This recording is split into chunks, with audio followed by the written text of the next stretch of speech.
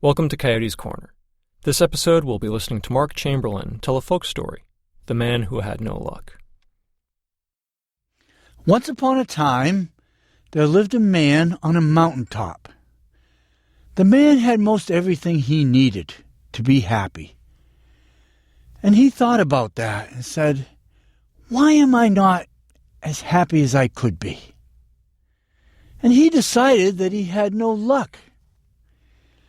So he walked down his mountain and went to the smartest woman in the village and asked her, why don't I have any luck? And she said, I don't know. I can't answer that question, but I know who can. God can tell you why you have no luck. And the man said, well, where do I find God? And the woman said, you can find him at the edge of the world. So the next morning, the man packed a lunch and he set off for the edge of the world. And he walked for a day, a week, a month, and a year. He walked for a whole year and a day, and he came to this clearing in the woods.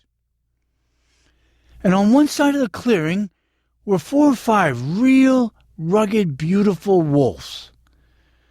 And they were licking their chops and kind of looking at the man.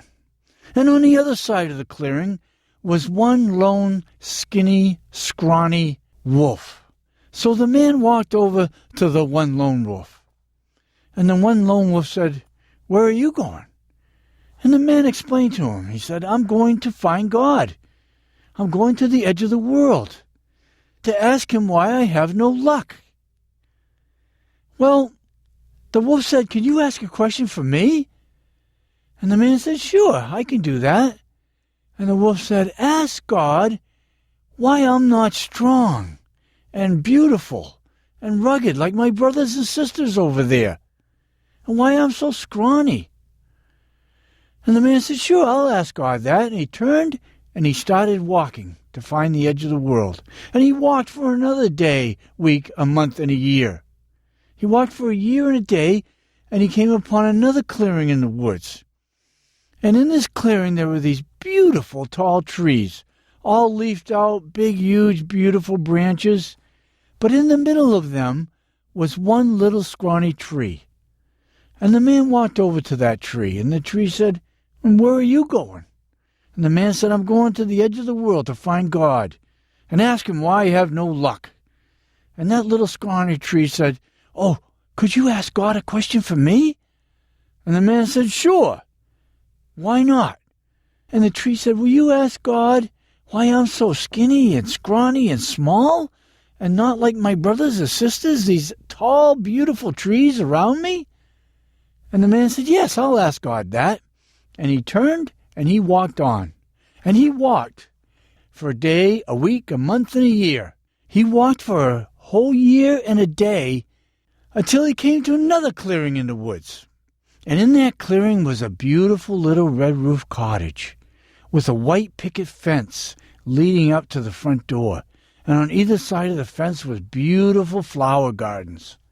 And the man went up to the front door of that cottage, knocked on the door, and this beautiful young maiden came to the door and said, can I help you? And he said, yes. He said, I'm just tired and need a rest. And she said, oh, come in, come in.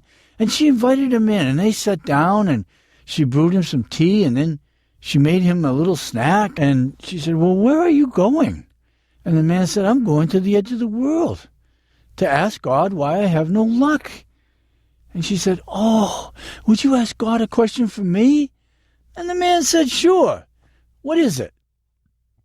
And the maiden said, ask God why I'm so unhappy. I'm always unhappy. And the man said, sure, I can ask God that. And so they said their goodbyes, and the man left. And he walked for another day, a week, a month, and a year. And finally he came to the edge of the world. And he looked out on the edge of the world, and he saw this white cloud. And sitting on that white cloud was God. And the man yelled over, God! And God yelled back, what? And the man said, why do I have no luck? And God said, "You silly man." He said, "You have plenty of luck." He said, "All you have to do is look around you. Open your eyes." And the man said, "Really?" And God said, "Of course." He said, "Just look for your luck." And the man said, "Well, wait, I have some other questions." And God said, "I know you have other questions. I'm God." And all of a sudden, the cloud floated up with God on it and floated right over to the man. And God leaned over and kind of whispered in his ear, but told him the answers to all his questions. And when the man looked down, and then he looked up again, God was gone. The white cloud was gone. And he was just standing on the edge of the earth. So he turned, and he started walking back home. And he walked for, of course, that year and a day.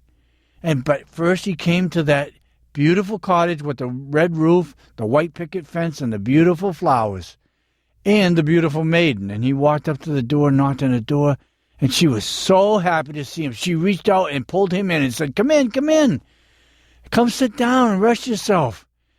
I'll make you something to eat." And she made him this fantastic, beautiful supper, the best he had ever had. And then she asked him, "Well, did you see God?" And he said, "Yes, I did." And she said, "Did you ask God my question?" He said, "Yes, I did." She said, "Well, what did he say? What did he say?" And he said, "God said that you're unhappy because you don't have a husband." And the woman said, "Well, will you be my husband?" And the man said, "Oh, no, I can't. I don't have time." He says, "I got to go find my own luck." He says, "And I have some other people I have to answer their questions." He says, I really have to be on my way." And she was so sad. And the man said, "But listen. When I come across the first nice man that I come across, I'm going to send him back to be your husband. I'm going to tell him about you." And she said, "Oh, thank you, thank you." She was a little disappointed, but she said, "Thank you anyway." So the man left that night, and he walked another year and a day, and came upon that clearing with the trees. And he went up to that scrawny tree. And the scrawny tree said, "Well, did you see God? Did you see God?" And the man said, "Of course I saw God." And the tree said, "Well, what did he say? What did he say? Did he answer my question?" And the man said, "Yeah, he did answer your question. He said that you're so small and scrawny because you don't get enough nourishment." And the tree said, "Well, how do I get more nourishment, or why am I not getting nourishment?" And the man thought, and he said, "Oh yeah, God said that there is a treasure chest of gold buried under your roots. And because of that, your roots can't get around that to get down into the soil and get that good nourishment. And so you can't grow big and tall." And the tree said, well, there were some men working on the road around here last year, and they left some shovels.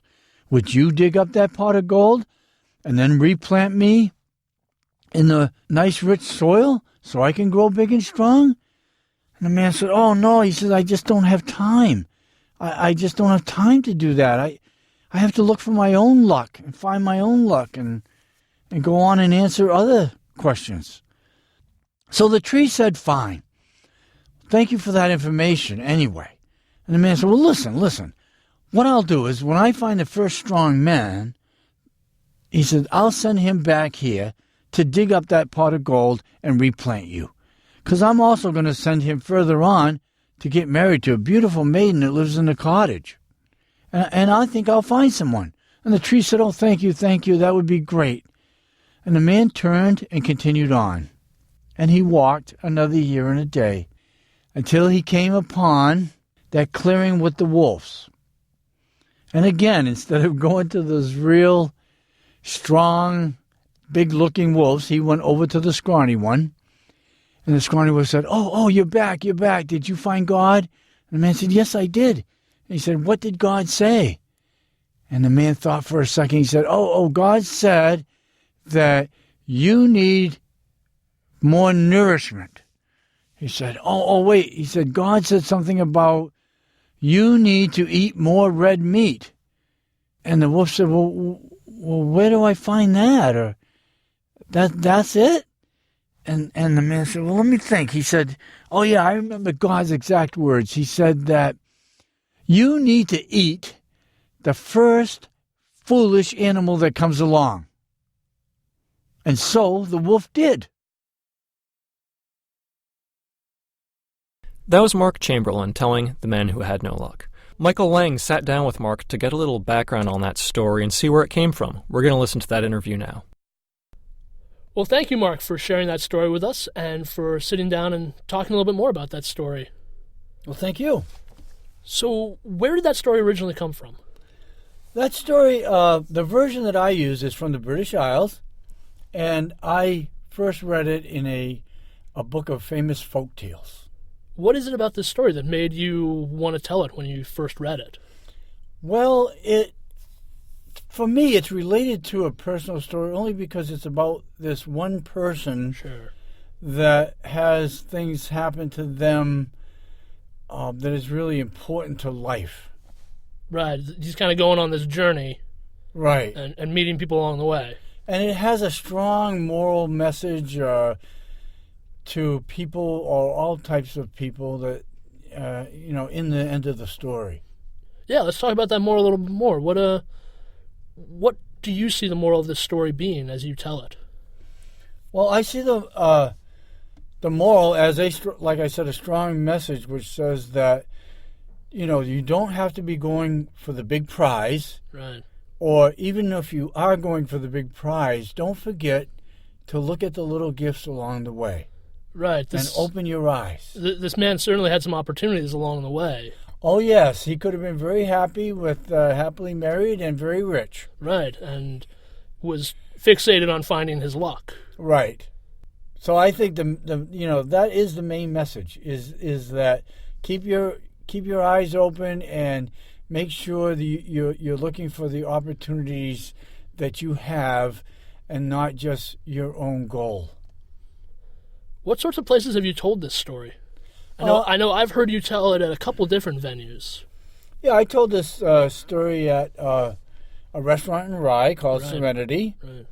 And I've told it at the Corner House Inn, which is another restaurant. Right, that's up in Center Sandwich, New Hampshire, right? Yes, in a dinner storytelling type venue. And, of course, I tell it among my own story, the Seacoast Storytelling Guild. Right, that group that we are both part of here in the Seacoast, New Hampshire. So you mostly tell this story with adult audiences. Yes, I tell all my stories for adult audiences. Right. And generally favorable reactions to a story that has kind of... The moral seems like sort of over the top almost in the story. It is. And I do see the story as one that would be great for middle school age and young adults. Right. And I just haven't really exposed myself to that venue yet for that story. Right. Well, thank you so much for coming here to the Coyote's Corner and sharing that story with us. Well, it was enjoyable. For our audience out there, if you'd like to hear more of Mark Chamberlain and his stories, you can find his page at the Seacoast Storytellers website, which is seacoaststorytellersnh.com. And under the Storytellers list, you'll find Mark Chamberlain with all of his contact information, and I believe there's even a couple of videos of Mark telling stories on that page. Mm-hmm. That was Michael Lang sitting down with Mark Chamberlain to discuss Mark's story, The Man Who Had No Luck. Thank you to all of our listeners out there for tuning in to Coyote's Corner. Don't forget to favorite, like, and subscribe. And as always, this has been the Coyote's Corner.